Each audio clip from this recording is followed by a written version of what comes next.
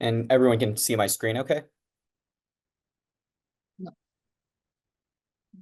no. No, sorry, is that no? No. That was good. That was Oh, good. okay. Yeah, Okay.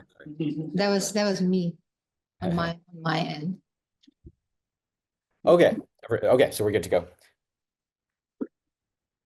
All right, yeah, everyone, thank you so much for having me. It's an honor to speak to you today. My name is Matt Bernstein, and yeah, it's my honor to speak to you on the topic of assessing the utility of data visualizations based on dimensionality reduction. A little bit about me before we get started. I'm a machine learning scientist at Stellaromics. We're a small biotech company based in Boston, Massachusetts. We're developing a three-dimensional spatial transcriptomics platform that we're trying to bring to market. And I specifically develop computational methods and image processing-based algorithms for processing the imaging-based data coming from the platform.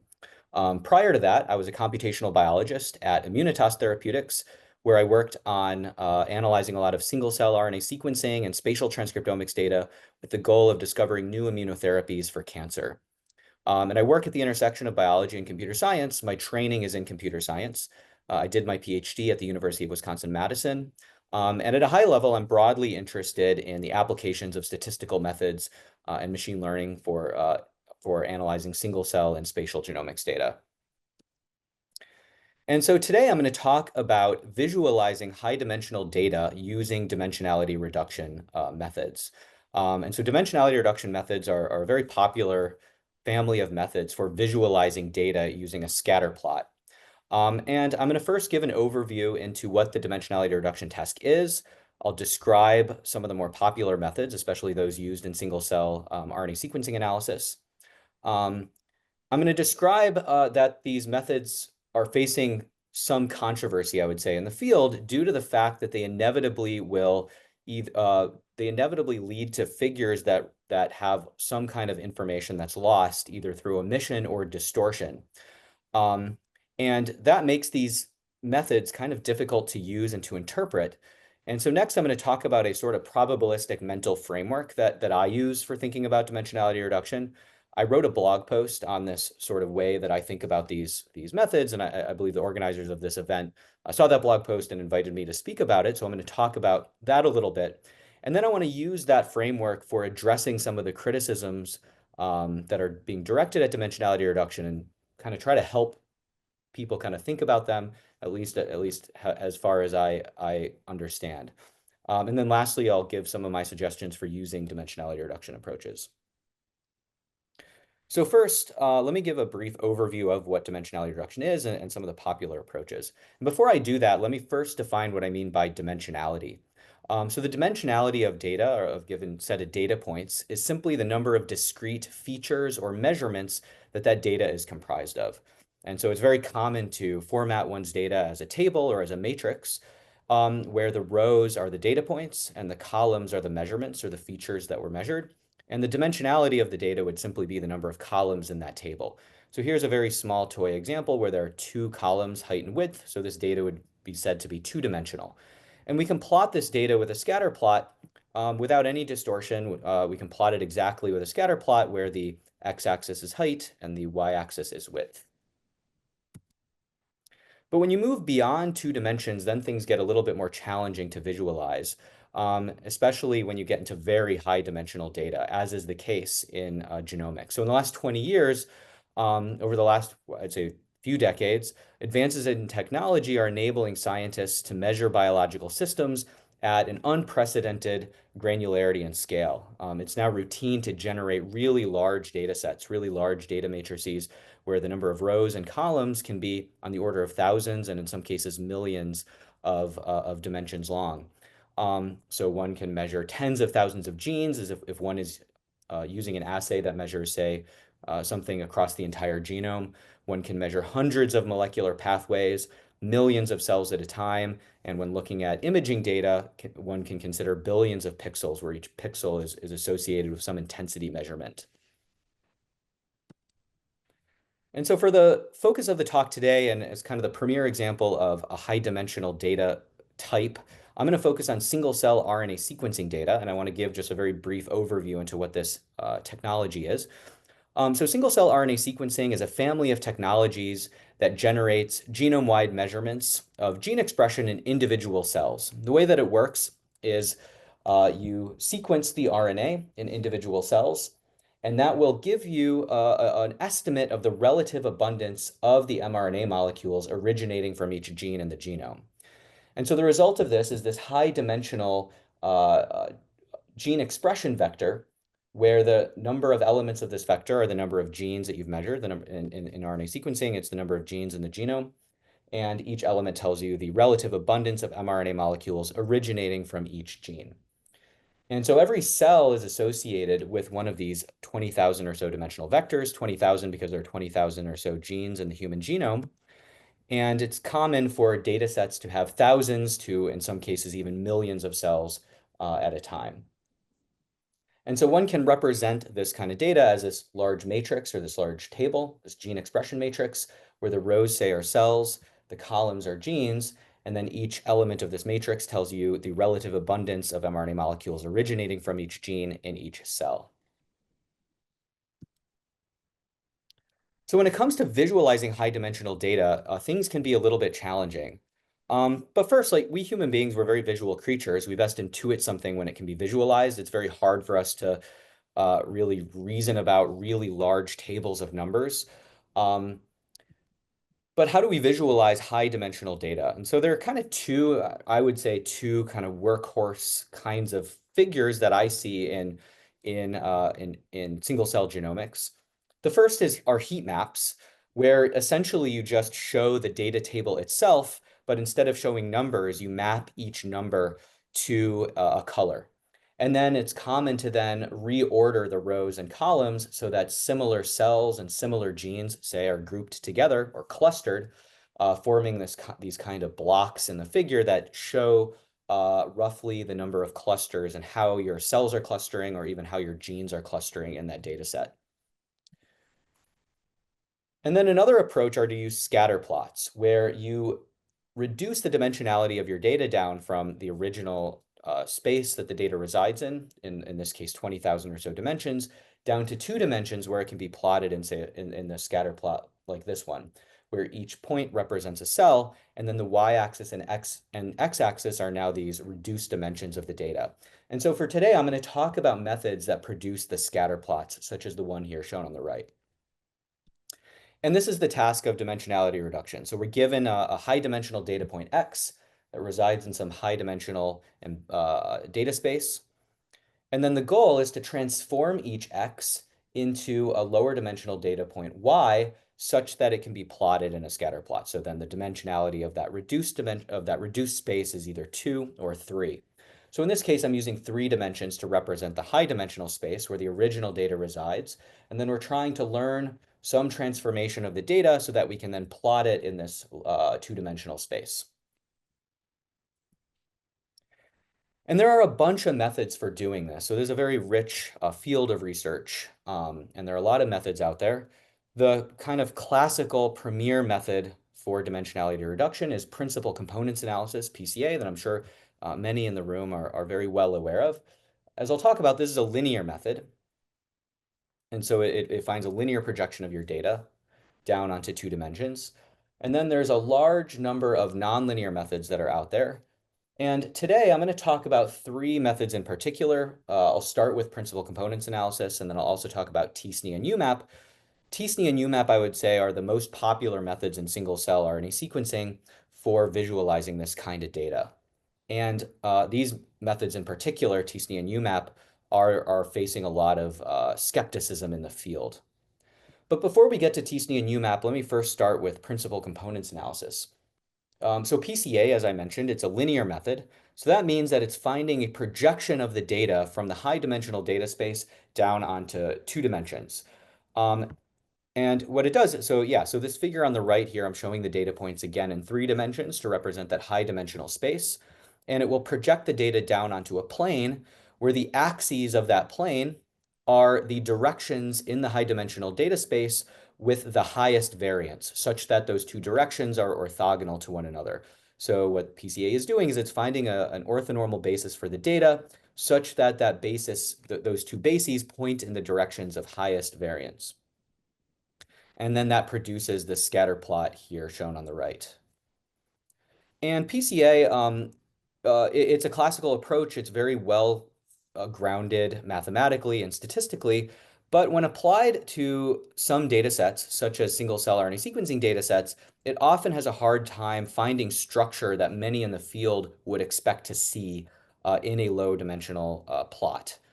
And so to illustrate what can kind of go wrong when using PCA with, say, single cell RNA sequencing data, take, for example, this three-dimensional data set, this Swiss roll here, where the data points lie on this sort of low-dimensional nonlinear subspace where they kind of vary from the red data points to the um, blue data points. If one were to apply PCA to this data set, we would project the data down onto the plane where the axes point in the directions of the highest variance, and we would produce a scatter plot that looks like the plot here on the right. And if one had no understanding of what the data looked like in the high dimensional data space, as one often doesn't know in practice, one would potentially think that there are lots of red data points that sit right next to blue data points. You can see that in the two-dimensional space. You see a lot of red points right next to blue points. Moreover, you don't tend to see this gradual continuum from the red data points to the blue data points. And so one may argue that it would be more informative not to preserve the directions of highest variance and just project the data down linearly, but rather to find some kind of low dimensional embedding where we preserve the points that are nearby other points. So a method that seeks to preserve neighborhoods. And many of the methods used in single cell RNA sequencing fall in this category, and t-SNE and UMAP are two examples of this. And so these are nonlinear methods. They're not doing a linear projection of the data. They're doing some kind of nonlinear transformation that seeks to preserve neighboring data points. And so I'll briefly give a really high-level overview of how t-SNE works, which is one of the more popular approaches. And it's going to be a very high-level description just to kind of give a flavor of what these algorithms are trying to do. And so t-SNE, it stands for T-distributed stochastic neighbor embedding. And the idea is you have your data points in this high-dimensional data space, and we're going to center a distribution, a Gaussian distribution, around each of our data points. And then with this Gaussian distribution, we then can calculate the probability of sampling all the other data points in the data set from this distribution. So what we're going to do is we're going to place the data points in the low dimensional space. We're also going to we're going to place a distribution around those data points. In the low dimensional space, it's a T distribution, hence t-SNE. And then we're going to try to place the other data points such that the probability of drawing those data points from this distribution in the low dimensional space match the probabilities of sampling those from that distribution in the high dimensional space. And so the goal of the algorithm is to move these data points around in the low dimensional space such that all these probabilities match. And we center distributions around all the data points in the data set, and we try to make all the probabilities from every data point sampled from the distribution surrounding every other data point. So it's this large kind of optimization problem. And so t-SNE will produce plots that look a lot like the one on the following. So this is an example single cell RNA sequencing data set published by Yao et al., a data set of about 7 million cells from the mouse brain, where the authors were attempting to characterize all of the single cell populations in the mouse. And so each point on the right here is a cell, and this is the two dimensions, or the two dimensions produced by the t-SNE algorithm. The cells are colored by the cell types that the authors labeled them as. And you can see that t-SNE produces these clusters, these blobs of cells that, at least according to the authors here, seem to be pretty coherent with regards to the cell type that they would be categorized as by a biologist. And so this is a pattern that I would say is pretty well observed in the field, that t-SNE produces these plots where cells kind of cluster together and form these blobs, and those blobs tend to reflect the cell types, the biological cell types in the data. So UMAP is a similar method to t-SNE. it has a similar objective function, though its derivation is a bit different. And it also it also seeks to preserve neighboring data points in the low dimensional space. The plots look fairly similar to t-SNE. They have a slightly different kind of visual flavor to them. And UMAP, I'd say, has become more popular in the field, in part because it was originally thought that UMAP did a better job of not just preserving the local neighborhoods of data points, but also preserving the global structure of the data. And I'm going to talk about how that actually may not be the case, but nonetheless, the field has shifted to UMAP, I would say, by and large. You'll tend to see UMAPs in papers more often than t-SNE plots. And so you may be right off the bat a little bit skeptical of these approaches because we're taking 20,000 dimensional data points and reducing them down into just two or in some cases 3 dimensions. And intuitively, one would expect that there would be some loss of information or distortion. And this is inevitable. And so even when going from 2 dimensions down to 1 dimension, one can illustrate the kinds of distortions that can occur. So take, for example, these 3 data points, the red, green, and blue data point here, that are all equidistant to one another in this 2 dimensional space. We may then try to reduce it down to 1 dimension. And no matter how you try to place these points on the line, no matter what, at least one pair of data points will be further away from each other than the other pairs. So the fact that they're all equidistant to each other in the 2 dimensional space will inevitably be lost in the 1 dimensional space. And this is unavoidable. And so one can imagine that if one is already distorting the data going from 2 dimensions to one, what kinds of distortions are occurring when going from 20,000 dimensions down to two. And so this kind of challenge of reducing the dimensionality of data or of data points down and trying to preserve the structure of that data occurs also when trying to make maps of the 3D globe. So the Earth is a 3D sphere, and if one is trying to make a map, one is essentially trying to project or trying to map all of the points on the surface of that sphere down onto a 2 dimensional plane, such that the distances between locations and the shapes of continents and countries is preserved. But no matter how you do it, there's going to be some kind of distortion, and thus there are many different kinds of maps and map projections that have been devised. Here are just 3 examples I pulled from Wikipedia, where this idea of reducing the dimensionality causing distortion arises here in this field that's not really data analysis, but is kind of the same kind of thing.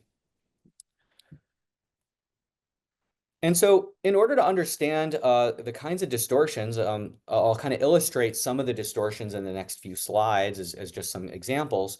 And all of these figures came from this really great interactive article, this interactive tool at distill.pub. The link is shown here, where the authors show on the left the original data in the high dimensional data space, or at least a depiction of that data. And then they'll show the result of running t-SNE on that data, trying to illustrate some of the distortions that can occur when running t-SNE. And so in this figure, the authors illustrate that when you vary one of the parameters that's used by the t-SNE algorithm, perplexity, the perplexity algorithm essentially sets the size of the Gaussian distributions that are surrounding each data point. As you vary the perplexity parameter, the 2 dimensional plot looks a lot different from one another. You can see that when perplexity is 2, you get really small clusters. When the perplexity is 100, it looks like noise. Whereas when the perplexity is about 50, that seems to be the sweet spot for this data, where you see the 2 clusters, the blue cluster and the orange cluster, that generally reflects the real data that you can see here on the left. Another kind of distortion that can occur that the authors present is that if clusters in the high dimensional space have different sizes or different densities, for example, the blue cluster is very sparse and larger, whereas the yellow cluster is dense and small, t-SNE will tend to equalize the sizes of the clusters, no matter how you change the perplexity parameter. And then another thing is that the global structure of the data is usually not well preserved. So in the high dimensional data space, there are 3 clusters here, where the blue and the and yellow clusters are very close to one another, and then further away is this green cluster. No matter how you set the perplexity parameter, the algorithm tends to place these clusters equidistant from one another. And so the global relationship of the clusters themselves is usually not well preserved. It's only really preserving the very small local neighborhoods around each data point. And one kind of word of caution is that depending on how you set the parameters, random data can end up looking not random in the low dimensional data space, low dimensional plot. So here is just Gaussian noise in the high dimensional space. If you set the perplexity too low at 2 or 5, say, you will tend to get clusters in the low dimensional plot when those clusters don't really exist. This is just Gaussian noise. If you set the perplexity high enough, then it starts to look more just like noise.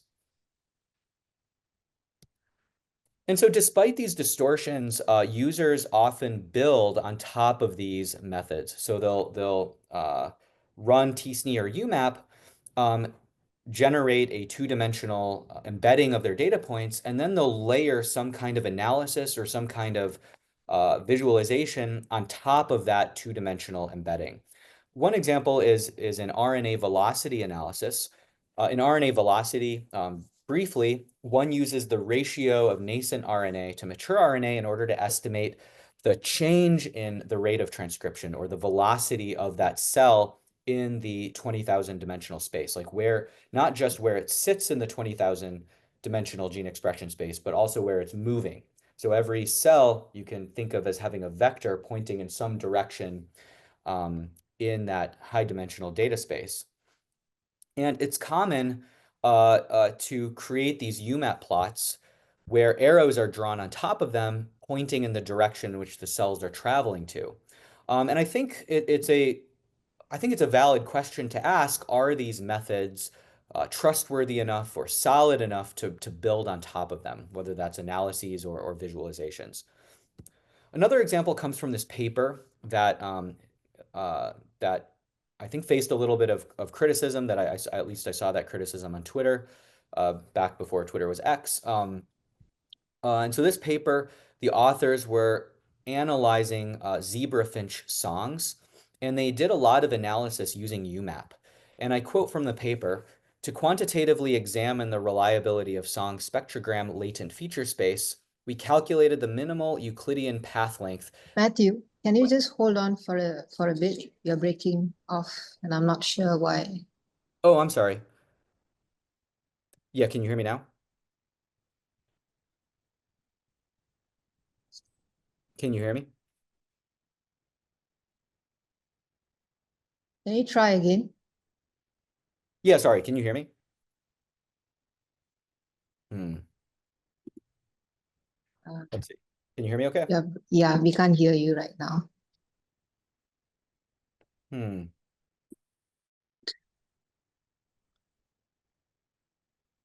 Okay, Can online is good.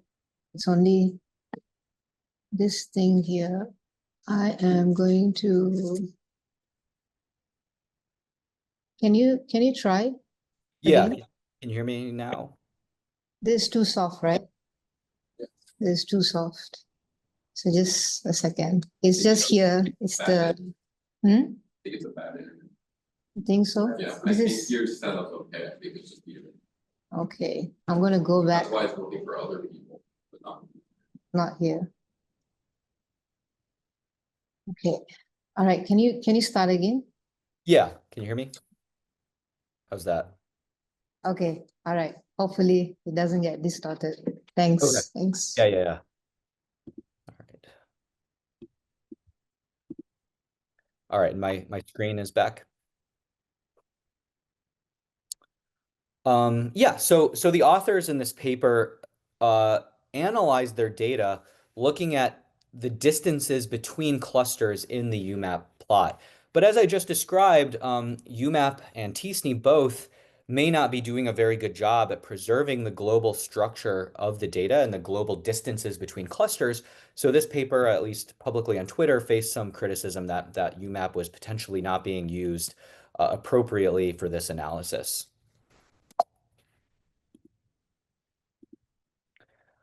And I would say by and large, within the last few years, there's been a lot of discussion, at least especially on Twitter and science Twitter and online, and there have been papers published where dimensionality reduction is facing renewed criticism due to the high rate of distortion that they introduced. And so one paper by Chari and Pachter quantitatively assessed the distortion caused by t-SNE and UMAP as they're commonly used in single-cell RNA sequencing data analyses.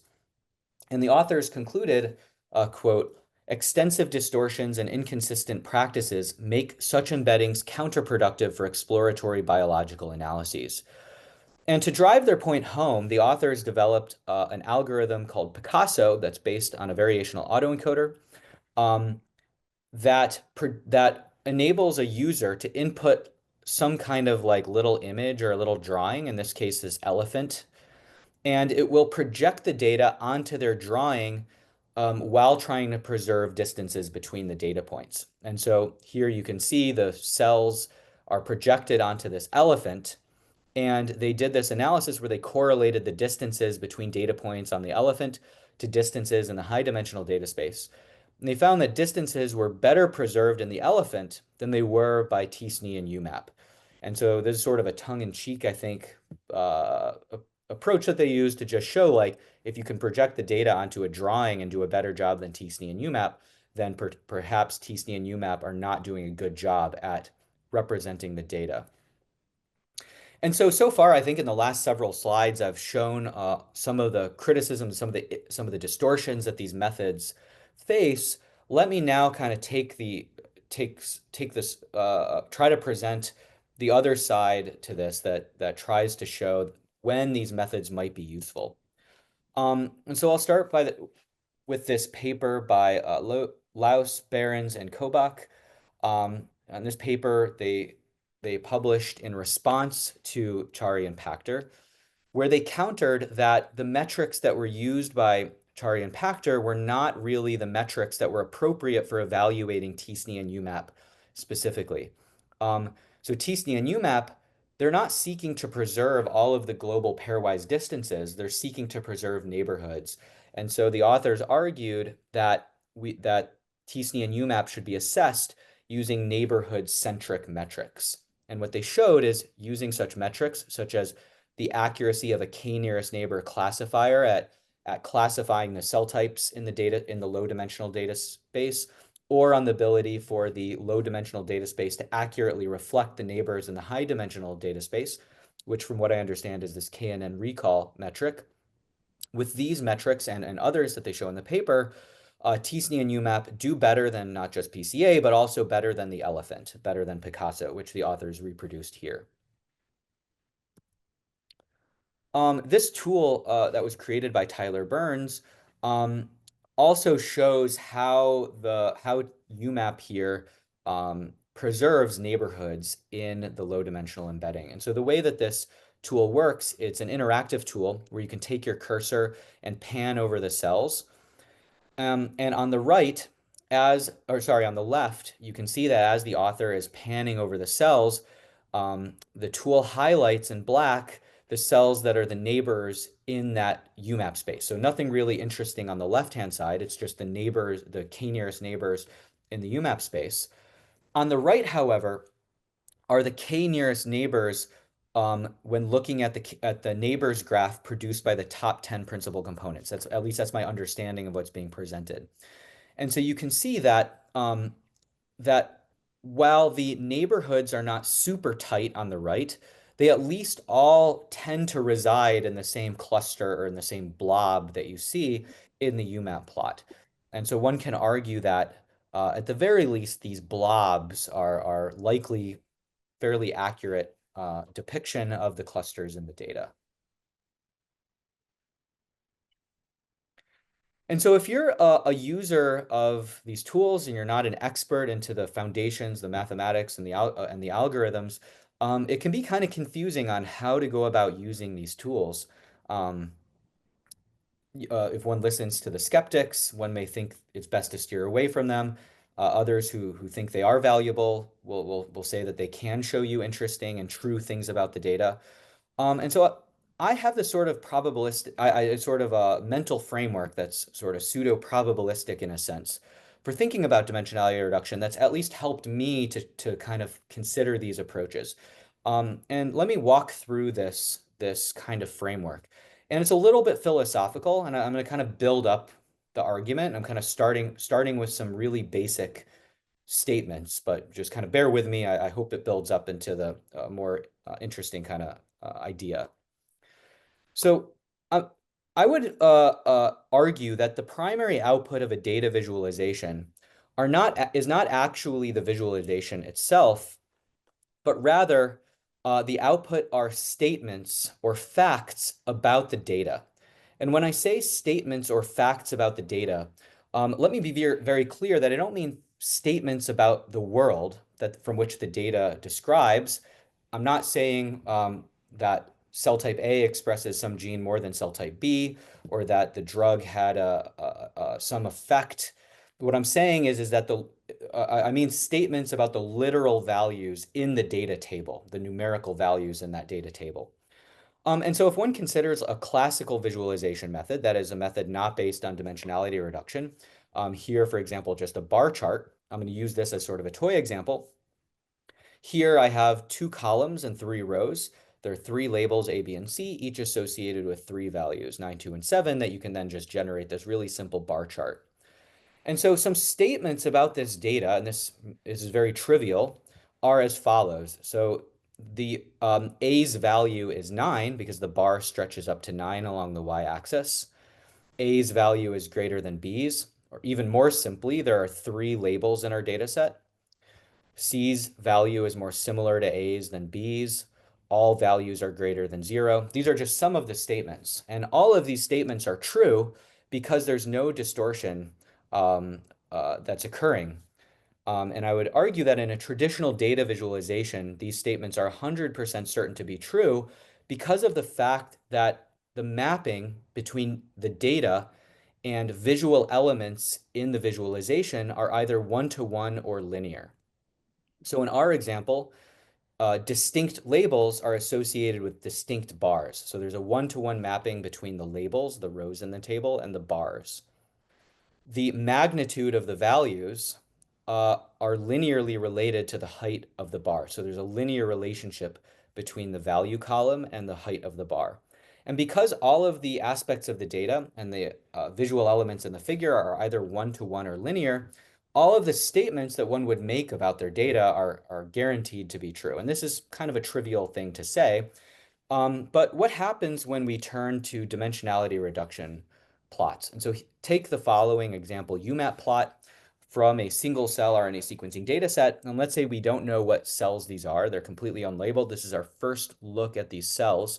What are some of the statements that one might make about their data based on this figure? So one might say, oh, there are 4 distinct clusters of cells. One may make statements about numbers of clusters. One also might make statements about the sizes of those clusters. One cluster is larger than the rest. One might make statements about the hierarchical nature of the clusters. For example, there's a subcluster here contained within this larger cluster. One may also try to make statements about distances between cells in the high dimensional data space. For example, these 2 cells here are closer to each other than these 2 cells are here.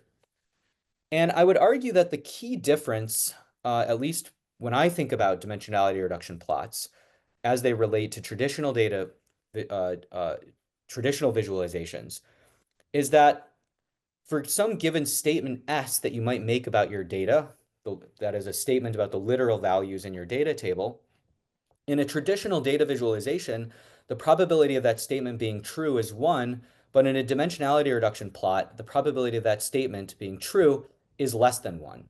It might be very close to 1, but it's not 1. And I use probability here just very loosely, not in any rigorous sense, more in kind of a Bayesian degree of belief kind of a sense. And so the question then is, what categories of statements are more likely to be true in a given dimensionality reduction plot? So if S is a statement about clusters in the data, perhaps statements about clusters tend to have a high probability of being true, that probability is high enough to actually be useful for analyzing your data and for coming up with hypotheses. In contrast, if S is a statement about specific distances between pairs of cells, maybe statements like that are too low. The probability of a statement like that being true are too low to be useful. And so the question that I kind of have is, do we have a good enough understanding into what kinds of statements have a higher probability of being true than others?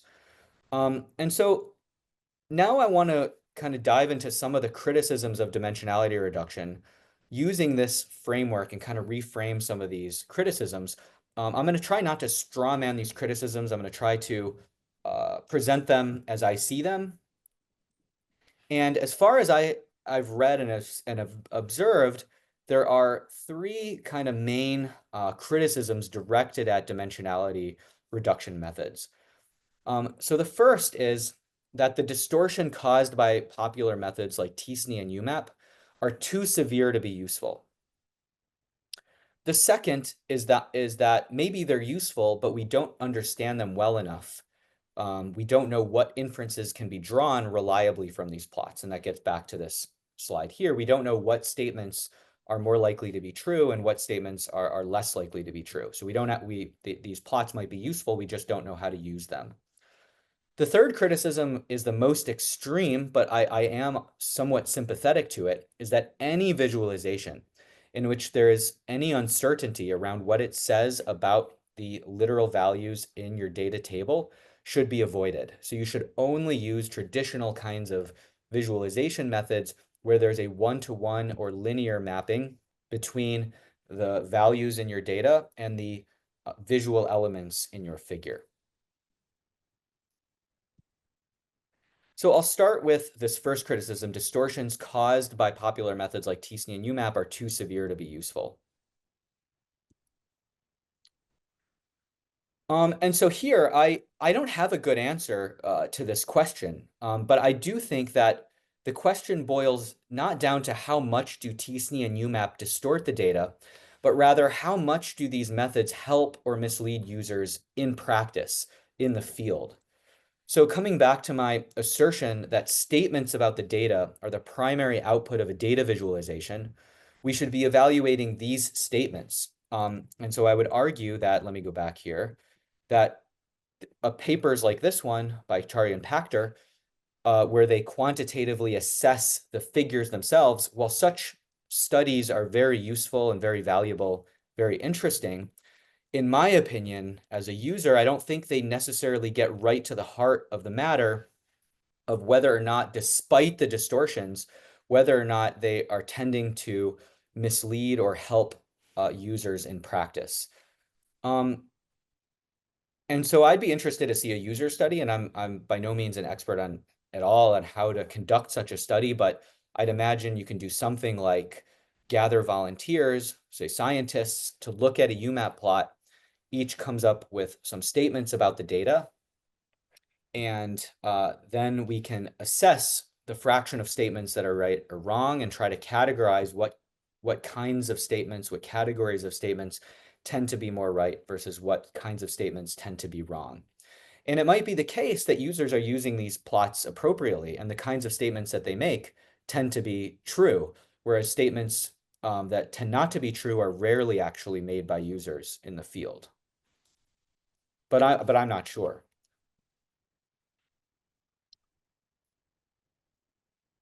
So this second criticism, we don't know what inferences can be drawn reliably from these plots. So this criticism, I would say, boils down to the fact that we don't have a deep enough understanding into the classes of statements that have a high or low probability of being true. t-SNE and UMAP, I talked a little bit about t-SNE and how it tries to produce the low dimensional figure by trying to match those probabilities. The algorithm itself is well understood, but it is nonetheless somewhat still of a black box. It's a little bit empirical regarding what kinds of structures in the data t-SNE will preserve and which kinds of structures it will distort. And so a case study on an example on how us not knowing how these methods really work or what they're really doing has led us astray A case study here is Becht et al. In 2019 published a paper that showed that UMAP preserves global distances better than t-SNE. They showed that the distances between clusters, if I remember correctly, was more accurate than what t-SNE produced. But then in 2021, Kobach and Linderman showed that the ability of UMAP to preserve global distances between clusters was not at all due to the differences in the UMAP algorithm and the t-SNE algorithms themselves, but rather were only due to differences in the implementation of those algorithms. So in the UMAP package that was used in the original paper, the data points were initialized using principal components analysis. And it was that initialization using PCA that led to UMAP producing a visualization that preserved the global data points. But the authors showed in this paper that when you initialize t-SNE using PCA, you do an equally good job at preserving the global distances. And I'm not sure if this is the case, but I had the feeling that papers like this one were one of the reasons why UMAP sort of became more popular than t-SNE. And I would say this all kind of came about because these methods are a little bit of a black box and we just don't really understand them very well. But the fact that they're black boxes may improve with ongoing research. And so there's a lot of research in this field, new methods being produced, um, including more statistically grounded dimensionality reduction approaches, methods that tweak current methods, but try to do a better job at preserving certain things that the current methods distort, and also methods for interpreting dimensionality reduction plots. And so I'll give a really brief summary of three papers that I found interesting that touch on these three categories. So first, methods that are more statistically grounded. So a paper that I found that was very interesting was published by DeMeo and Berger. Um, it's a linear method like PCA, but it tries to overcome some of the limitations of PCA in its ability to generate figures that show the cell type clusters in the data. And it does that by finding a linear transformation that doesn't project the data down onto a plane that preserves the highest variance, but rather it projects the data down such that the data forms the most accurate, forms clusters, and it uses an information theoretic-based objective function to do that.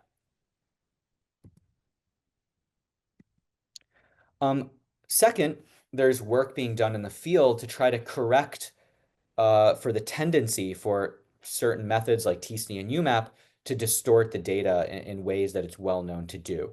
So earlier in the talk, I showed how t-SNE, and it's also the case with UMAP, will tend to equalize the sizes or the densities of clusters. So if you have one small cluster, one really tight, dense cluster, and one really large, sparse cluster, t-SNE and UMAP will tend to equalize that.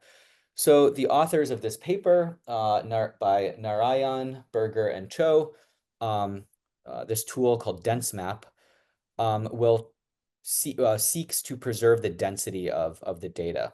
So here on the left is the original data where there's a small, 4 clusters of varying sizes, a very small cluster, 2 medium clusters, and a really big one. You can see that t-SNE and UMAP will produce equal sized clusters, whereas DenseMap will preserve the relative sizes of those clusters. This figure on the right shows shows data in the high dimensional space where it's really packed in one region and then sort of fans out into sparse data as it kind of goes outward.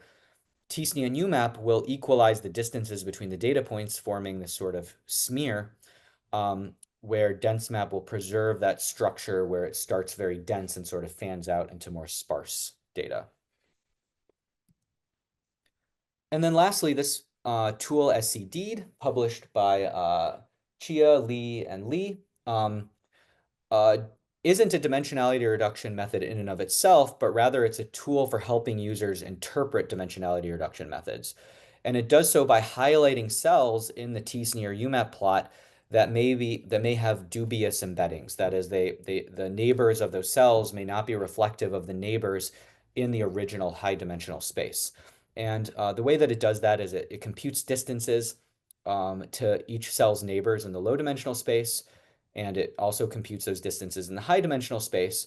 It calculates this reliability score, and then it tests the significance of the reliability score for each cell using a permutation test, and then it will highlight cells with especially poor embeddings based on that test.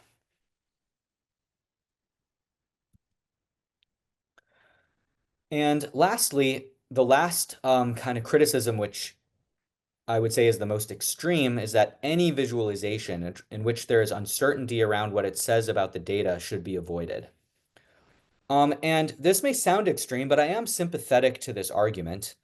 And to demonstrate this criticism, I'll kind of throw myself into the line of fire, where I would argue that dimensionality reduction methods make us vulnerable to confirmation bias. So when there's uncertainty around what our figures say about our data, it makes us prone to seeing what we want to see in the data. And I'll kind of throw myself in the line of fire here and use as a case study a paper that I published during my PhD project, where we developed this machine learning algorithm for classifying cell types in single cell RNA sequencing data.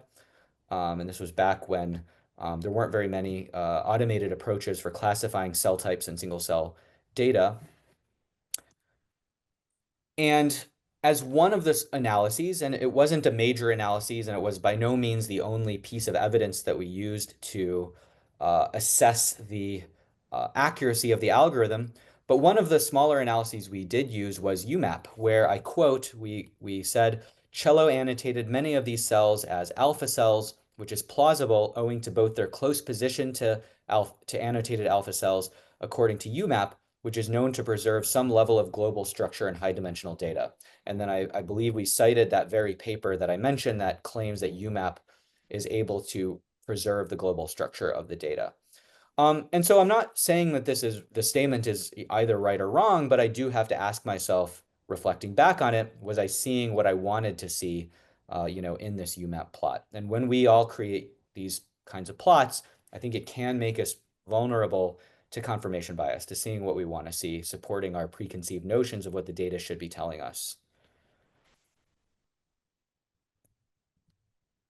And so some suggestions for how to maybe better use dimensionality reduction methods, and I don't think these ideas are too original, but some that I try to abide by are: one, try multiple orthogonal dimensionality reduction methods, and ask, does the feature of interest appear in plots generated by multiple methods?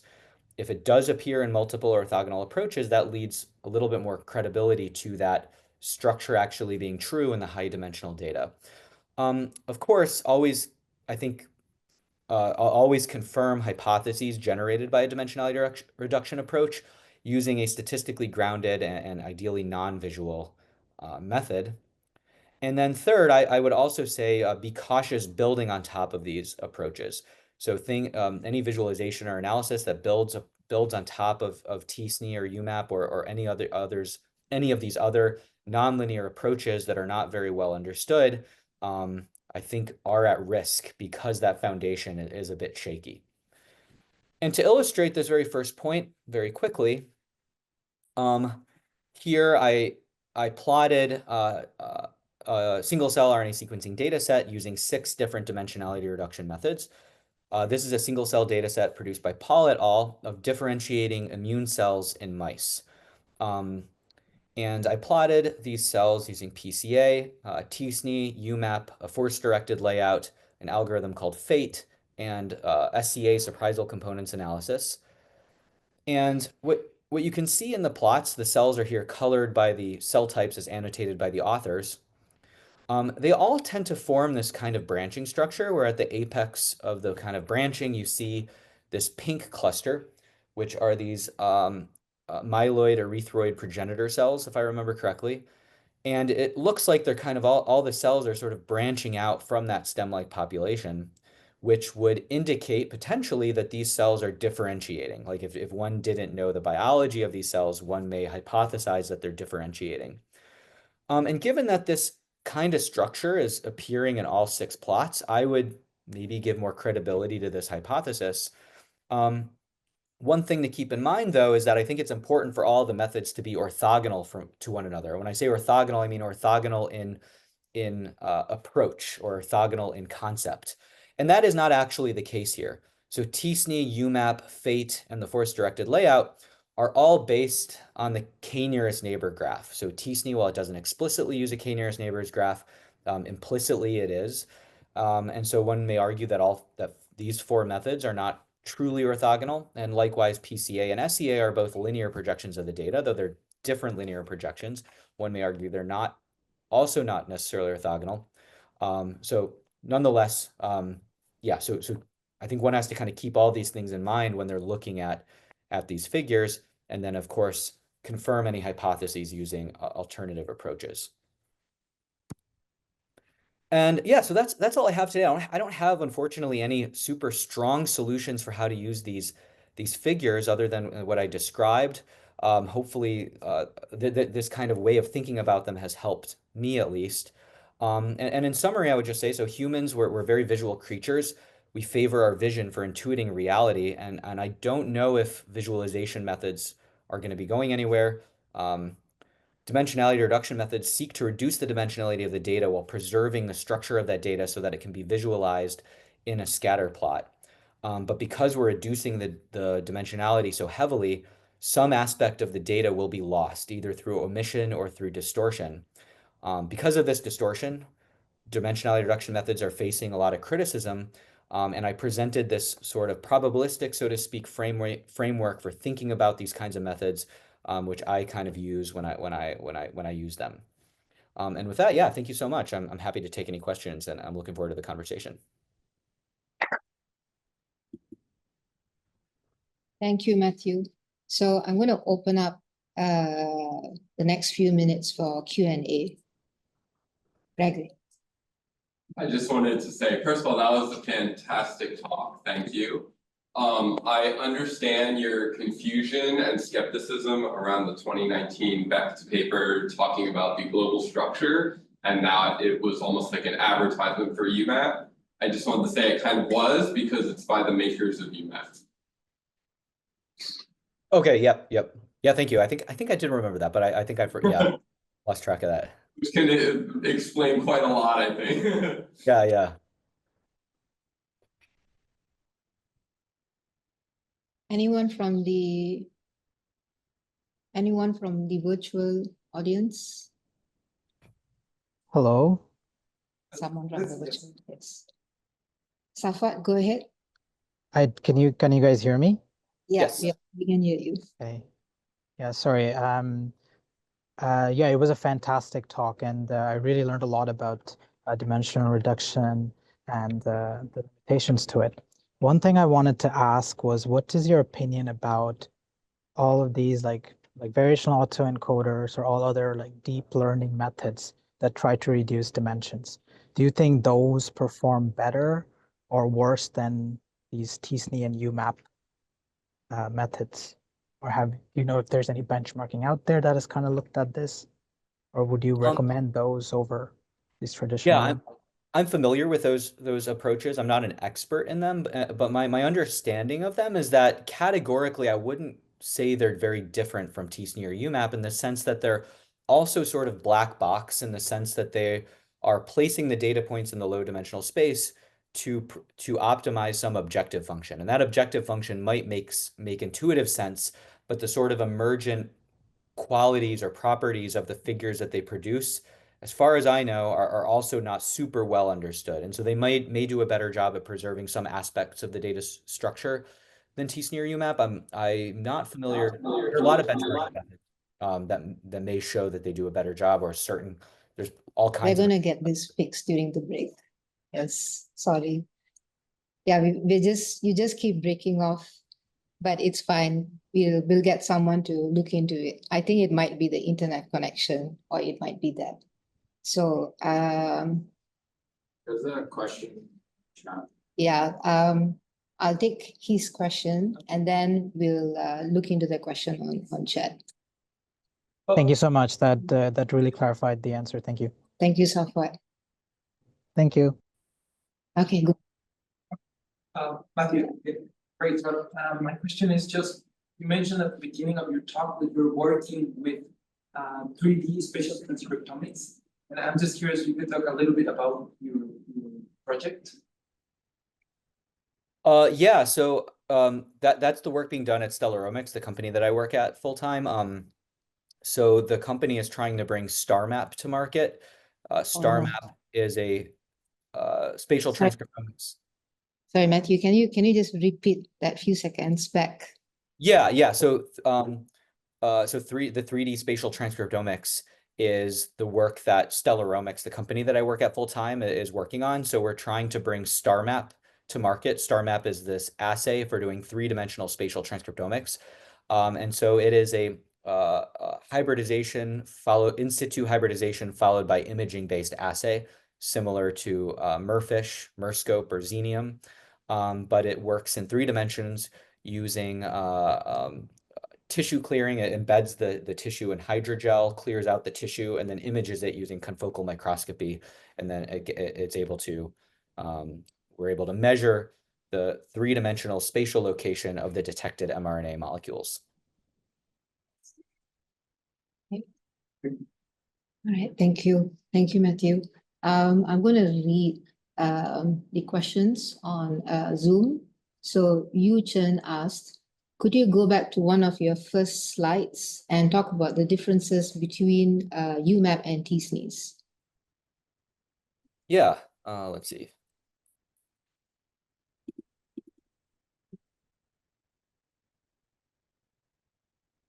Let me.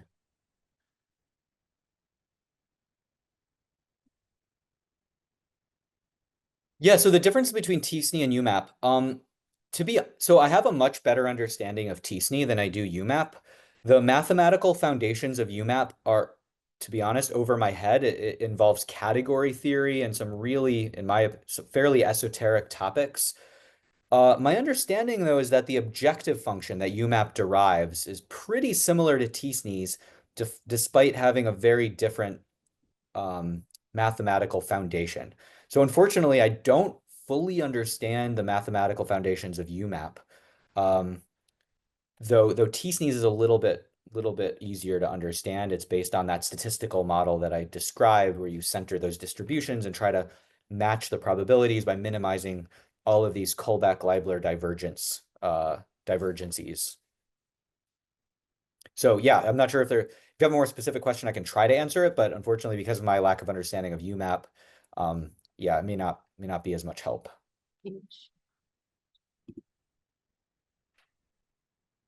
Okay, thank you. Okay, we have two more virtual questions. Is there anyone here wants to ask a question? No? Okay, I'm just gonna, okay, Delaram.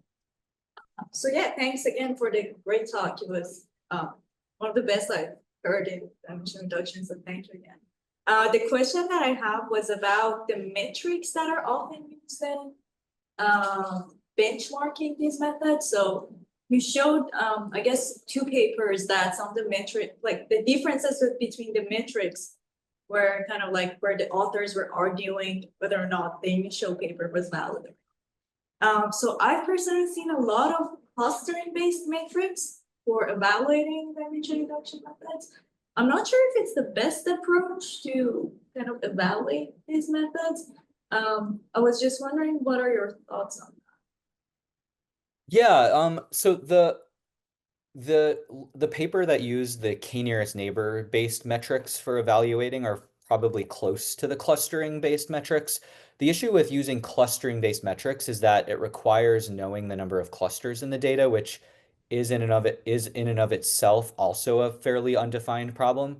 And so you kind of seed the whole benchmarking task with this ambiguity from the outset, just based on the ambiguity that surrounds what does a cluster mean. There are a lot of benchmarking papers for dimensionality reduction method. I have seen people use clustering. They'll oftentimes make a claim based on the prior knowledge of what cell types are in the data and that those cell types should form clusters, and they'll use that to kind of seed the benchmarking and say, oh, this method reflects those cell type clusters better than this other method. I guess that would also rely on the prior knowledge that you're bringing to the table that that I think is all could also be called into question. At a high level, there are probably very well-defined known cell types in the data that any of these methods should do a good job of recovering. But if you want to go even deeper than that, then it gets more ambiguous. So yeah, that's kind of my first thoughts to your question. Do you think it might be a good idea to have a more task-specific approach for choosing the dimension reduction method for your data? So I guess getting back to what I said in the talk, like I think it depends on what you're trying to say about the data, like the statements that one makes. I personally don't know if these really low level quantitative assessments of these methods are really getting to the heart of the matter. Because you're throwing away so much information, the kind of information that's kept or not dis or minimally distorted, it's hard to kind of categorize what that is, and it may change from data set to data set. Um, so I'm not sure. Like, I think I kind of would like to see user studies or maybe to kind of assess the kinds of hypotheses that are generated from these different methodologies and which methods lead to more accurate or interesting or more accurate hypotheses or hypotheses that tend to be true. But honestly, I don't like, I personally don't have great recommendations of like, use this method, use that method. Um, Kind of the point in my blog post and this presentation is that I don't really know. And I think that's kind of one of the big challenges is that we don't seem to know because these methods are kind of black boxes. Okay. Okay, so we are okay for time, but just so that we don't eat too much into the panel discussion, I'm going to close the Q&A with just the 3 remaining questions that are out there. So from Christopher Yao, is there any efforts out there to do that highlighting of dubiously projected data, but for different categories of distortion? For example, distance, clustering, etc. My understanding of that SC Deed paper was that it's looking for dubious embeddings based on the distances to its nearest neighbors. As far as dubious embeddings based on clustering or other forms of distortion, I don't recall SCD addresses those, but I could be wrong. I don't want to mischaracterize that work. And I'm not familiar with other papers of that kind, although they're probably out there. And then we have from Elsa Salman. To your knowledge, do you know if newer DR methods such as tsne, CUDA, opt-SNE, or vSNE are optimal for high dimensional data from mass cytometry? Because she uses cytometry. Yeah, so a lot of these methods, from what I understand, are not really trying to improve on the quality of the data visualization, but rather are trying to speed up the algorithm. So tsne, for example, is very slow, can be very slow.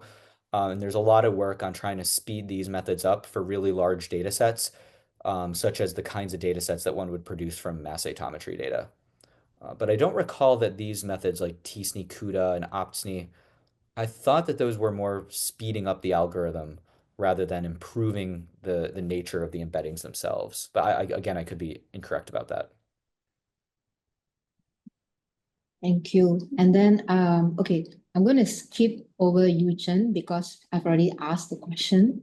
And I'm going to end off with the final question from Emmanuel. What are your thoughts on tools like Monocle for integrating dimensional reduction with trajectory analysis? Yeah, so tools like Monocle that try to visualize the trajectories that cells are taking. Another tool that does that is Fate. I sort of think about these methods sort of like in machine learning, there's this concept of inductive bias, where an algorithm will have some kind of preconceived notion of the structure of the data. It comes to the data with some bias that's baked into the model itself. And so with these methods like Monocle or Fate, I think that my understanding of these methods is that they come again at the data with this preconceived bias that there are trajectories in the data. And the authors of these methods show in their papers that they do a good job of recovering those structures when they're there. I'm not sure how well they do when they're given data that doesn't meet that prior kind of that prior that they come to the data though. So that's something that I do wonder about actually. It may be in the papers too. I don't want to mischaracterize. It's such a big field. I don't want to mischaracterize any work that's out there. All right. Thank you, everyone. So we're going to just break off for a very, very short break. Yeah. And then we will have Dilaram and Gregory join us. Okay. That's it. Yay. Break.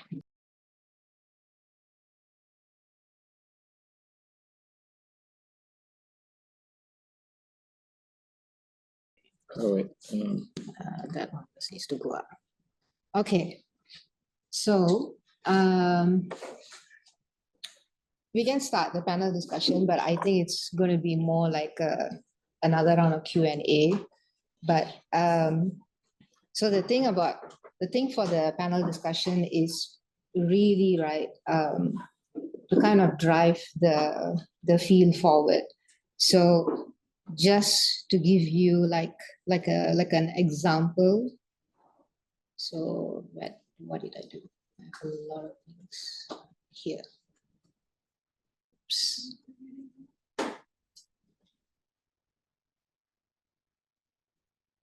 Today is not exactly the best day for compute. They're seeing it here though. Huh? I'm seeing it here. Okay, my in-person audience, I'm not sure why. It's first the speaker and then everything else. So I'm going to do it with this. So we actually wanted to combine this, what do you call it? Thanks. We were supposed to combine today's seminar to have both spatial and single cell, but we thought that would be too much because spatial is like a different beast altogether, and you will have a lot more complicated stuff to think about, which includes your spatial coordinates, the fact that your segmentation, you have segmentation errors, you have spot-based, you have array-based, and you have point processes into it. But at the same time, we also understand when we were discussing about this event, we also understand that it's not that single cell has disappeared, right? It seems like as if it has disappeared. I hope it hasn't disappeared. I don't think it has disappeared. A lot of you guys are still using single cell. And the thing is, many of the methods that we are currently using in spatial is actually coming from single cell. So it's not like a dead field. And as much as sometimes we think that the matter is too complex, but many of the very simple rules used in single cell is very applicable for, let's say, spatial as well. For instance, I think many of us get very decent analysis done with non-spatial Leiden clustering. We don't need to have something as complex as spatial clustering, and so on and so forth.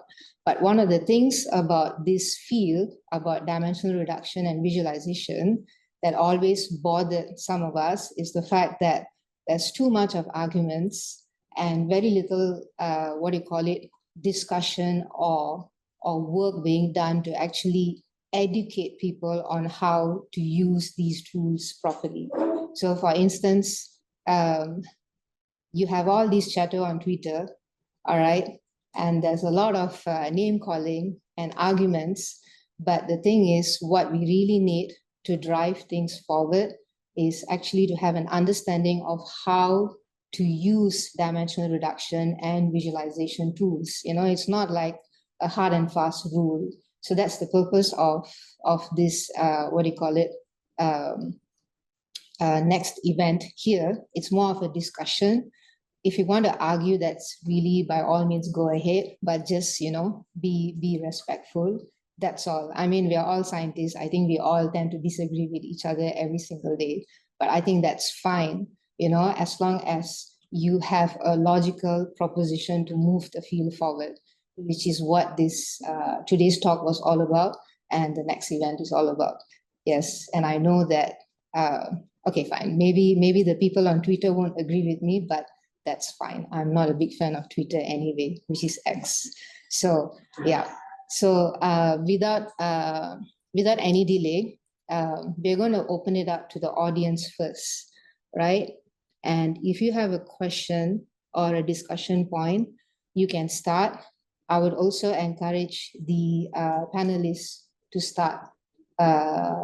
You can always start with a question or with a topic that you really want to talk about. Anyone? No one? I can start if you want. Okay. Okay, so for people who don't know me, I'm Delara. I'm kind of finishing hopefully very soon my PhD in Gary Bayer's lab. And one of the main focuses of my PhD was to kind of come up with an interpretable factor analysis approach for signals. So, Should we, in a very should we go to the optimal front? form. That would be better, please, so it's more comfortable for you also. Here. Yeah, just gonna.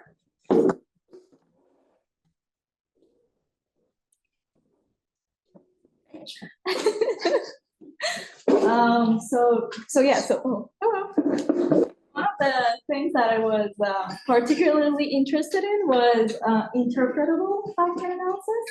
And so I think one interesting thing is the terminology here. So we say dimension reduction, matrix factorization, factor analysis.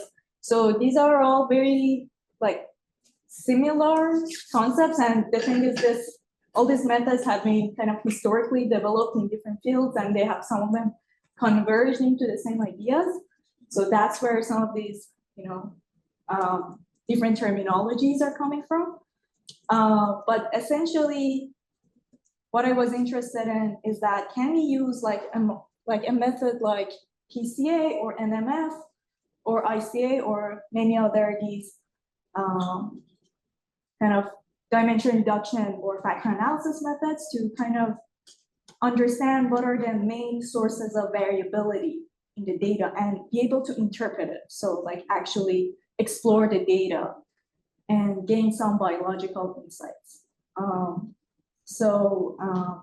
What I was doing was to kind of exploring different methods, and I was particularly interested in linear methods because in nonlinear approaches, you can't really map the embedding that you learn into the genes. So that's kind of one of the shortcomings of these deep learning based methods. So that's why I was interested in linear approaches. So that's basically the space that I was exploring. So which of these methods will be best for kind of identifying interpretable factors? And by that, I mean, like, for example, saying factor number 3 is representing the cell type identity of macrophages. And I can map that to that label and then be able to explore what genes are representing that factor and be able to kind of gain more functional insights using enrichment methods. So it's a little bit different from the traditional approach that these, dimension reduction methods have been used. But something that I thought a lot about was interpretability. So, and that's, I think, in one of the questions, Jimmy, that you listed there was that, what do you think, for example, these benchmarks are missing? So there are a couple of different benchmarks on dimension reduction methods out there. I think something that could potentially be further incorporated is focus on interpretability. Like, are these, lower dimension embeddings that we're learning actually biologically meaningful? So, and defining metrics that can capture that. So I think that's a space that can be further explored. So yeah, that was my intro to get us started. Okay, maybe I'll just say a few words as well, real quick. So I'm an assistant professor, Department of Medical Biophysics here at University of Toronto, and a scientist at the Princess Margaret Cancer Center. So I previously worked on some data visualization and single cell and for transcriptomics and ATAC-seq, these kinds of tools. by creating methods like too many cells, which is more of a visualization of clustering. I come at it from a different point of view, more from whether dimensionality reduction is needed at all. So I'll play that role here.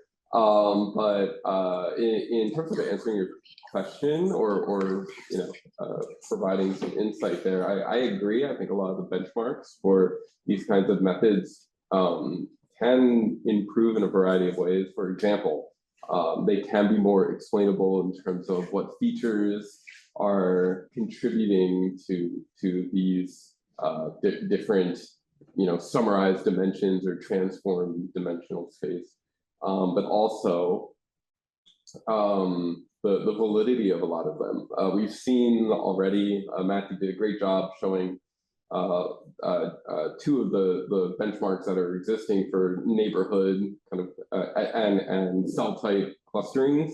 But some of the flaws there are that, for example, the cell type analysis that Packer put out. One flaw there is the cell types were defined using UMAP. And clustering that goes down to PCA to 50 and then you map it to or whatever. So like how valid and circular are these kinds of, yeah, exactly. So the real way to kind of validate those kinds of analyses would be to use, instead of those labels from like cell sorted data, things that we know that have been established markers using like flow cytometry, and then we're sequenced with single cell. Right, those are probably a way you could improve those. Do we have such data sets?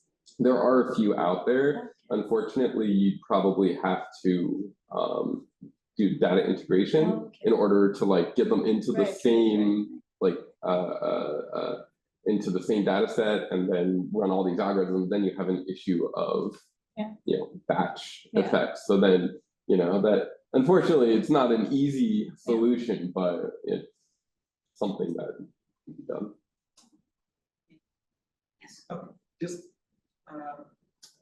the point about the utility of these tools. So I understand dimensionality reduction is quite powerful. It can just isolate like essential information sometimes. But if we focus on UMAP, TSNE, from the clinical perspective, like, do people really use that after? So once we have the UMAP or the TSNE, sometimes people overlay, like Matthew mentioned, some RNA velocity, but beyond that, is there any utility really after that, after getting those values?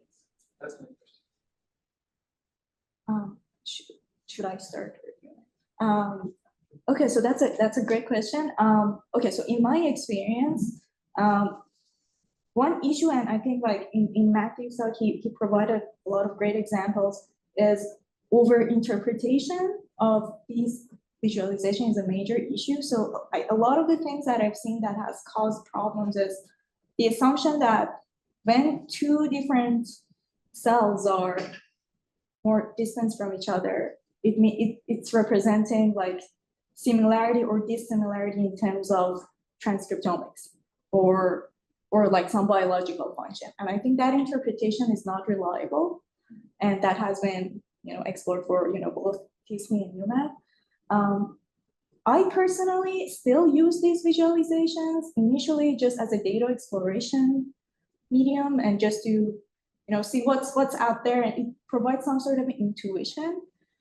But for any sort of quantitative statements, I personally do not use these visualizations to say, for example, I don't know, these two, for example, cell types are more similar to each other, or I don't know, like macrophage cell type, if I'm integrating healthy and disease data set together, like this specific cell type is more distorted in the disease state because the cluster of healthy and disease state of that specific cell type are further from each other on whatever visualization that I'm using. I think for those sort of statements, we need to rely on proper statistical approaches. Like we usually use some sort of a member of family of linear models for that. Like we usually use mixed models, GLM models for those sort of questions. But still, I think just exploring the data initially using these visualizations can be helpful. for example, you can, if you have the label available for the data, for the clusters, it can tell you like how much of that specific cell type they have, or provide some sort of intuition. But more than that, I personally don't use these visualizations for, and I tend to be more cautious about overinterpreting them. Yeah, for better or worse, I also tend to use them, but they provide, in my opinion, a lot of high level information in a very compressed way. So they'll tell you how many clusters there are, the rough sizes of those clusters.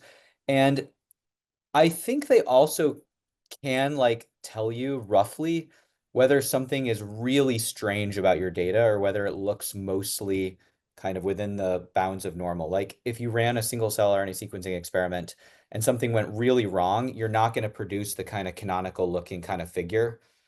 That said, like this isn't very rigorous. This is a very kind of qualitative pass that I do find useful, but I do entertain the definite possibility that there are other ways of getting this information. But it is a concise way of getting some of this information, high level clusters, whether something went really wrong. But then you always have to be careful too, diving too deep. Yeah, I tend to encourage looking at different features of the data set rather than dimensionality reduction. So for instance, looking at your distribution of read counts, looking at the distribution of your gene counts, percent mitochondrial, these kind of bivariate, like multiple of these variables together as well in order to come up with a better way to differentiate which cells maybe don't pass QC and which do. But I will say, like, I think you hit the nail on the head that it depends on what your question is. So if your question is about like, oh, numbers of cell types and which clusters are associated with what and stuff like that, you can look at the clusters, I think, rather than the dimensionality reduction plot itself, right? Because it's going to be potentially less misleading and have a quantitative and statistical backing to it that you can actually provide a value, like a p-value, saying, hey, I think that this is happened by chance, or maybe it didn't, right? That's just my view on it. The only thing there would be, do we have good enough statistical models for clustering that we can depend on those things? Because it sort of feels like the models are too simple or the assumptions are too strong, that they can be helpful as another tool to use, but the visualization can kind of also complement these statistical tools. So using them in combination, like do these models for assessing clusters take away the need for visualizing the data altogether? Yeah, another interesting thing that is related to the circularity that you mentioned is that, for example, a lot of the clustering methods also rely on these dimension reduction methods. For example, traditionally, the k-nearest neighbor network that they generate is based on PC embeddings. So they're inherently connected. So it's useful to be aware of these shortcomings. Another issue that I personally had a lot of problem with is that sometimes in this dimension reduction methods, you can't really tell if the cluster is biological or not, because I think actually Matthew showed a slide on that sometimes noise can have some sort of structure in these visualizations. For example, and in liver tissue, we have a lot of ambient RNA contamination problem. And which is essentially what happens is that some of the cell types are very sensitive to physical distress, and throughout the dissociation, there lies and the mRNA gets attached to some empty droplets. And what you're catching is empty droplet with some kind of noise transcripts. And those tend to form some sort of a cluster in our visualizations. And initially, we weren't really aware of that. And because these transcripts usually come from these big cells called like hepatocytes, we used to label them as hepatocyte, and we just couldn't really tell what subtype of like hepatocytes they are. So it's kind of like useful to have that in mind, that you could have like absolutely noise in the data, like it would be nonsense, and they could form some sort of a structure, and you could mistakenly label them as some cell type that you have in your data set. It's hard to differentiate whether you don't have the settings correct Yeah. for the number of neighbors and the min distance and stuff like that, versus if this is a biological signal, right? It can be tricky. So are we saying then, like what Matthew mentioned, kind of like we just need to throw like all possible, compute as many embeddings as possible and have as much information as possible, and based on that find some consensus so that we can increase the reliability of those results or hypotheses? Personally, I think in the exploration phase of any project, what you do is that you quickly try out a lot of different methods on your data. Like there is some standard ones, right? Like PCA, UMAP, and like t-SNE are like quite standard that you would use.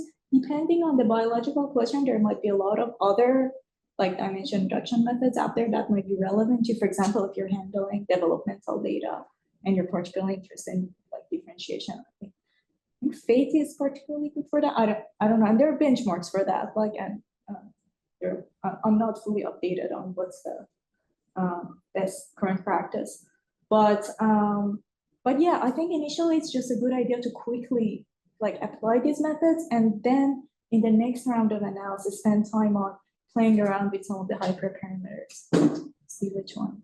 Yeah, I think you're trying to get at the underlying, you're trying to understand the reality of what the data is. So all these methods, even quantitative methods, they all have their kind of biases, their assumptions. And so you're trying to get at the reality through a lot of distorted lenses. So every tool you use to look at the data, there's some distortion you're getting, whether that's the assumption in the null model of some statistical test, or the distortion caused by dimensionality reduction. So I'm trying to kind of gain a mental model of what I think the data actually is, and try to understand the kinds of distortions that all these methods can introduce. And visualization and these dimensionality reduction methods arguably have too high of a distortion to be useful, depending on who you ask. But I think there's some reality that they definitely can reflect, but it always should be confirmed from multiple perspectives.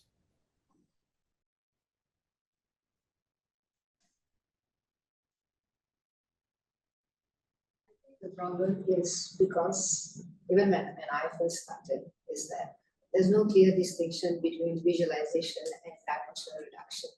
It's like overlapping. So the thing is, visualization is based on needs, right? So it is based on the question you want to ask.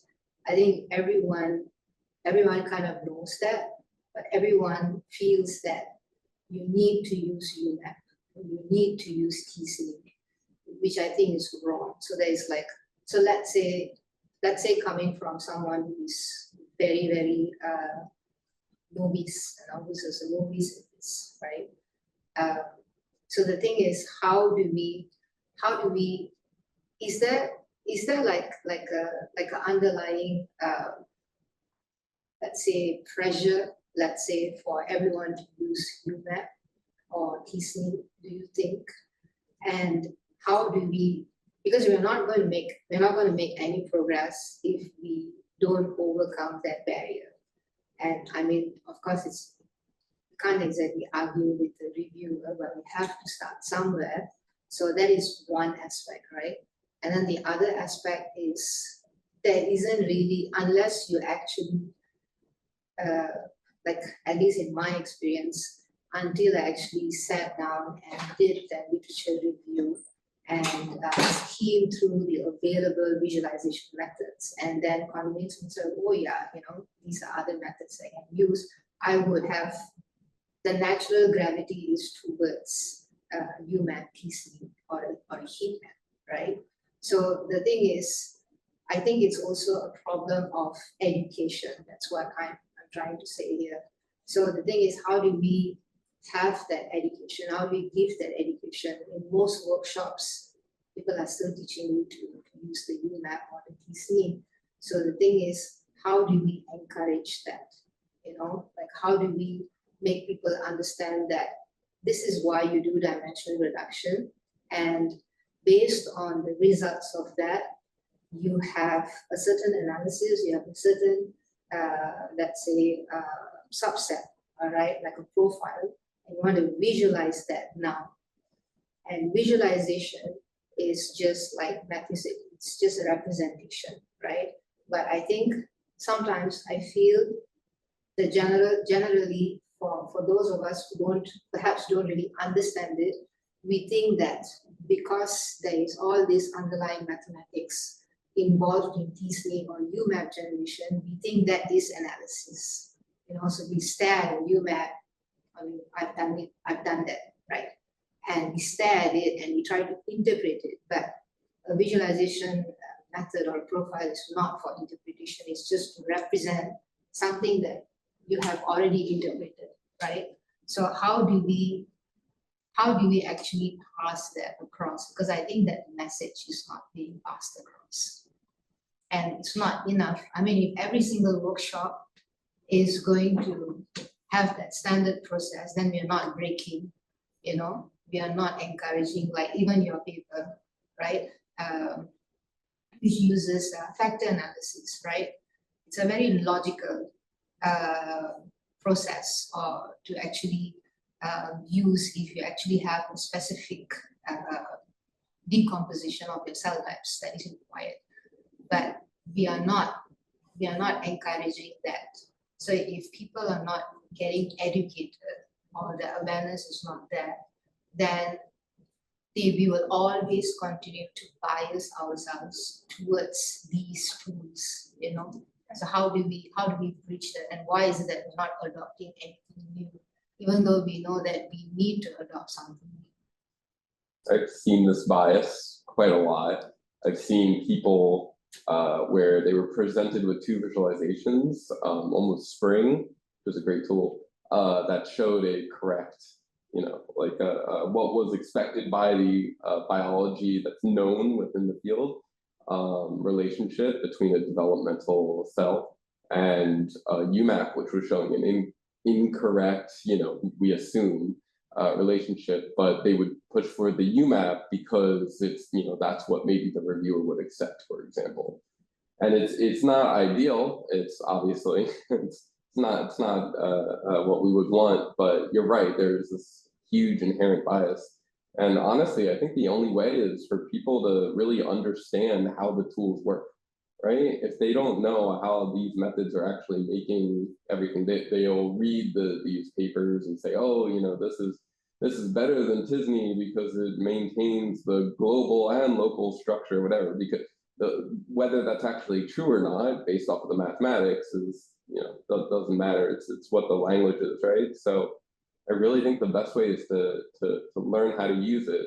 And I mean, I learn how it works, but the problem with that is, you know, it requires a certain kind of expertise. But, you know, I guess that then it comes down to, you know, I don't walk into some other, you know, an expert in whatever for rocket science and I tell them how to make the rocket, you know what I mean? So I guess it's like with the bioinformatician, it's the same thing. It's like maybe that, you know, they learn how it works and they're the ones who maybe can decide which is the most appropriate tool to use. But it's a good question. I don't know if there's a great answer for it other than just wait for the field to move on. Or we can start it right here, right? I mean, there are students here, there are postdocs here, there are those of us who are jumping into a new field. We have, you know, we can start it, right? Yeah. So I think there's definitely it's a culture thing where initially when something gets popularized in a field, then it's agreed that it's, you know, it's the standard analysis, and if you want to do something against that, the review process can be quite painful, and I've experienced that myself. But in terms of education strategy, I think potentially something that might be useful is to presenting them, like, of course, what you suggested is like the ideal approach to kind of understand the mathematics behind that. So I would say one thing is to kind of go a little bit deeper when talking about these methods and try to kind of simplify the explanations in a way that it would be accessible to people who are not like coming from statistics or math backgrounds.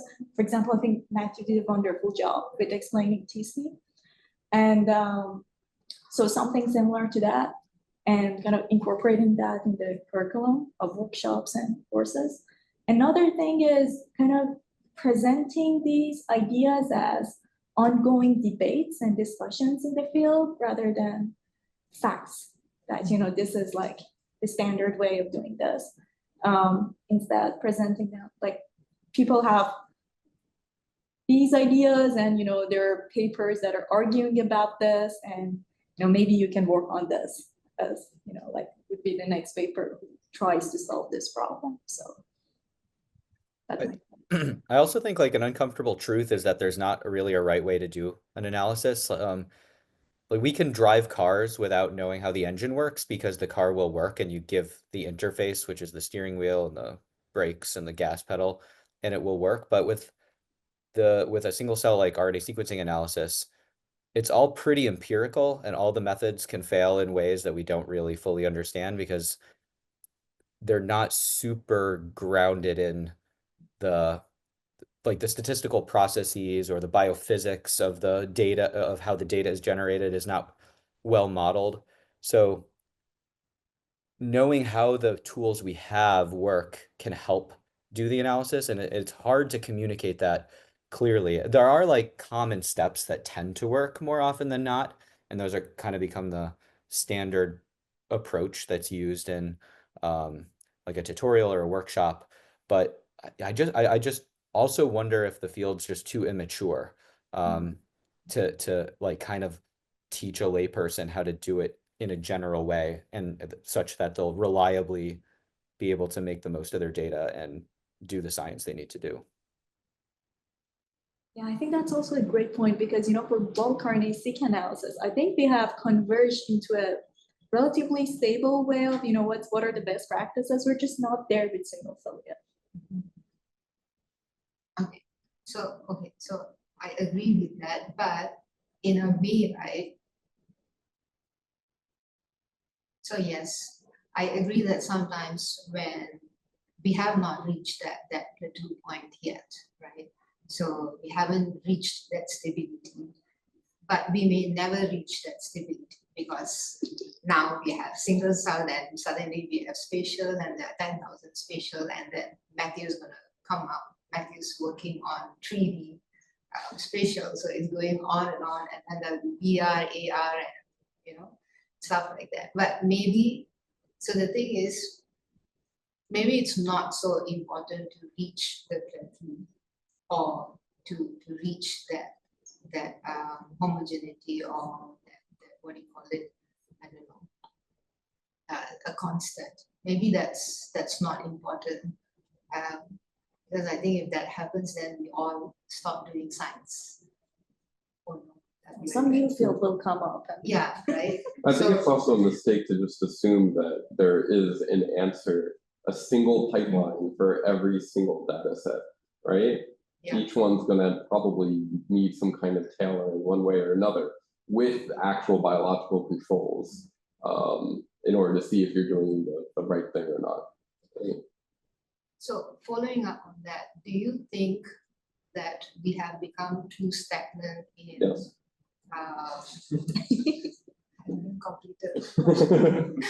Have we become too stagnant in our, what do you call it, methods development for dimensional reduction and what do you call it, visualization?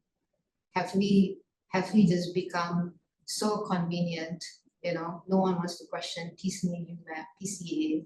They just conveniently just, you know, arguing between these three methods. Are we not pushing the boundaries in trying to improve our understanding of high dimensional data? Actually, I mean, there's many different algorithms that are being published by like every week, right? So I think people are doing a good job of developing it. Some doing a fantastic job, right? But I think the problem is the field itself is kind of in a rut where I think there's just so many they don't know, and everyone acknowledges, to my knowledge, most people acknowledge that UMapp and TISNI and PZ, they all have their limitations, but it's just like, okay, like what, there's 50 million other ones out there, like what do I choose, where do I go forward? And so that's an exaggeration, it's not that many, but you know what I mean? There are options, and you know, which one do I do? Do I do the one that's been published, you know, hundreds of thousands of times before, or do I go for this new one that's been maybe used 3 times, right? So I think that's why we get into these ruts. Yeah, I don't have any particular solution for that, but maybe like high quality and comprehensive benchmarks could be helpful. Because there are some benchmarks out there, but I think they're, again, like I'm not sure if their metrics are comprehensive enough.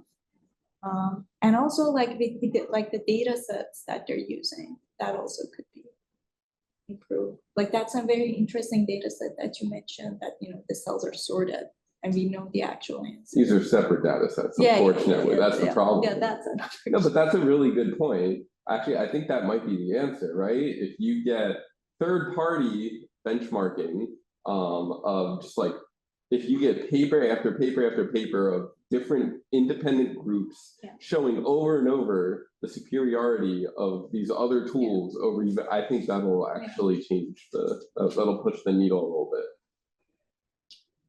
I have a comment.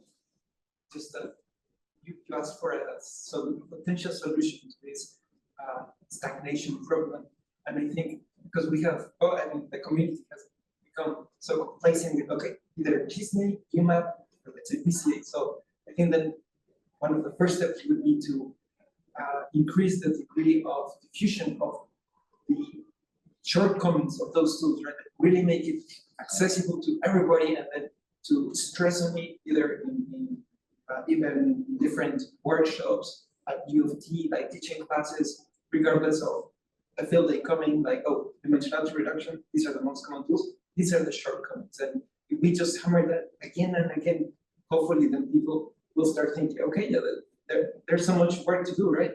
There are flaws, these tools, right? They can be useful, but maybe then that would stimulate people to start thinking of what's the next one.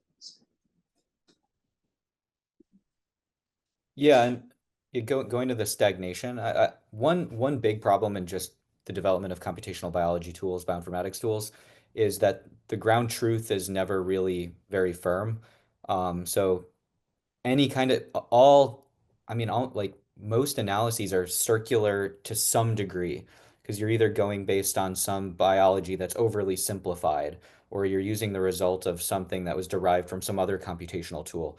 And so the whole field is a little bit circular, like that's just inevitable because there's fundamentally not great ground truth. Like we don't know what a cell type really is, or even what the definition of a cell type is, or how do you define a cluster? There's thousands of dimensions on which a cell can vary, that are not human interpretable. It's a alien system that no person designed. So I think the stagnation is in part just due to the nature of biology, and we're trying to build tools to help biology without knowing how the tools do because we don't know the biology. I think that's a large part of it, in my opinion. Some of it is because we tend to have less talks such as this. They're all sitting in a cocoon and just doing things. Yeah. So yeah, when you talk things out, it actually helps. Yeah. And then when we start to share tools between the community. I mean, it's not going to happen overnight. This is just one small tiny bit. Yeah. But I think if we can do it, and like, I mean, you can easily share your paper, right? And that's one method, right? I think it's also about raising awareness. Yeah. If not, I think 5 years from now, we will still have these controversies Yeah. We're all gonna be using GraphST then. And then we'll have another controversy based on graph. Yeah. So yeah, I think it's already 5 and in fact it's 5:07 actually. I'm just gonna ask. There were 7 messages.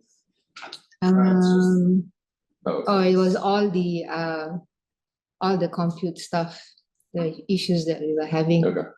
Thank you so much for your patience. I'm so sorry about all that. It was the in-person audio that was giving a lot of issues, but we are really very happy to have all of you here. We'd like to thank our speaker and also our 2 panelists here, yeah, who are really very forthcoming while we were struggling with getting this sorted out. Yeah, yes. Thank you. Yeah, Oh. thanks for organizing this. Oh, it's Thank you so much. Thank you for the great conversation. all right. No worries. So I'm hoping to see you guys back. We're gonna have something similar, like a twin event, but for spatial. Yeah, maybe that will be 4 hours. We are hoping for it next month. Okay. Yeah. So yeah. So see you guys and have a good evening. Yes.